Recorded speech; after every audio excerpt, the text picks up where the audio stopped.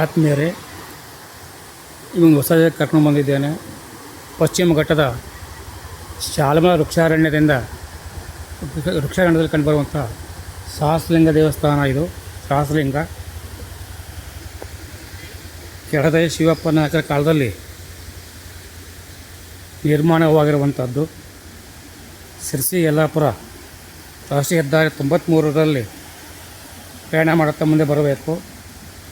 ಬೈರುಂಬೆ ತಾಲೂಕು ಗ್ರಾಮ ಪಂಚಾಯಿತಿ, ಶಿರಸಿ ತಾಲೂಕು ಬೈರುಂಬೆ ಗ್ರಾಮ ಪಂಚಾಯಿತಿಗೆ ಒಳಪಟ್ಟಿರುವಂತಹ ಈ ಸಹಸ್ರಲಿಂಗ ಎಲ್ಲಿ ನೋಡಿದರಲ್ಲಿ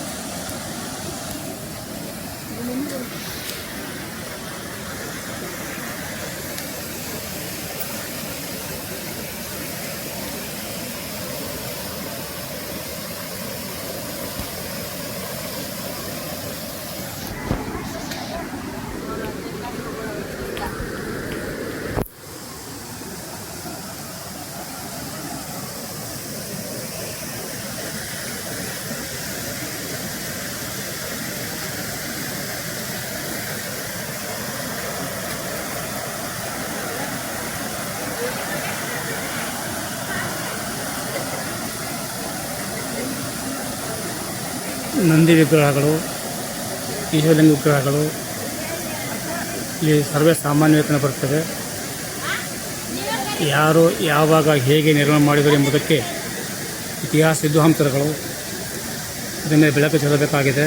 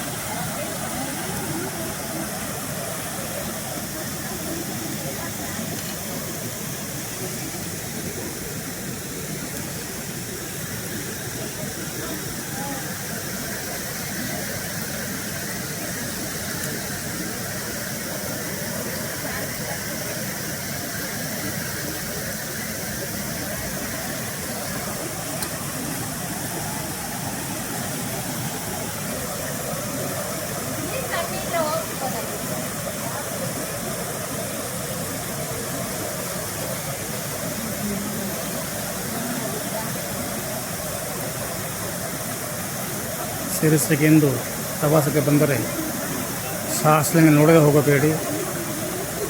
ಮಕ್ಕಳು ತುಂಬ ಖುಷಿ ಪಡುತ್ತಾರೆ, ಆನಂದ ಪಡುತ್ತಾರೆ.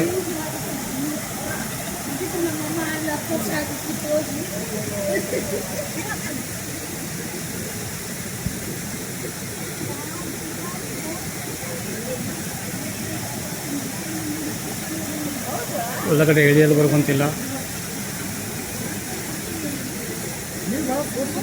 ಭಾಳ ಫೋರ್ಸ್ ಇಲ್ಲ ನದಿ ನೀರೇ ಗೊತ್ತಿದೆ. ಹಾಂ ಇಲ್ಲಾಂದ್ರೆ ಎಷ್ಟು ಬಿಡೋಕ್ಕಾಗ್ತದೆ ನೀರು ಬಿಡೋದು.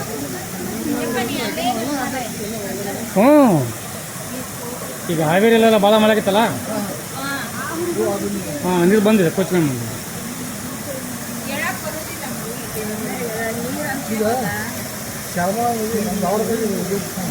ಧಾರವಾಡದಲ್ಲಿ ಉಗಮ ಆಗಿ ಅಲ್ಲಿಂದ ಹುಟ್ಟಿ ಇಲ್ಲಿ ಬಂದಿರೋದು ಗುಪ್ತಗಾಮಿನಿಯಾಗಿ.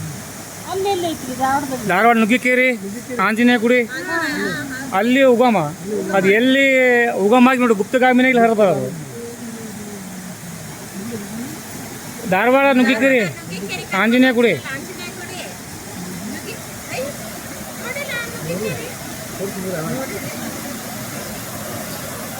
ನೀವು ಧಾರವಾಡದಾರೇನ್ರಿ? ಅಲ್ಲೇ ಇದೆಯಲ್ಲ ಇದು ನದಿ ಉಗಮ. ಹಾಂ ಅಲ್ಲಿ ಉಗಮ ಆಗಿ ಗುಪ್ತಗಾಮಿನಿಯಾಗಿ ಬಂದಿರೋದು ಇದು. ನೀರು ತುಂಬಾ ಫೋರ್ಸ್ ಇದೆ, ಭಾಳ ಫೋರ್ಸ್ ಅದ, ಎಳಿತದೆ. ಇಳಿಯಕ್ಕೂ ಬರೋದಿಲ್ಲ. ಸಾಧ್ಯ ಏನ್ರಿ? ಸಾಧ್ಯನೇ ಇಲ್ಲ.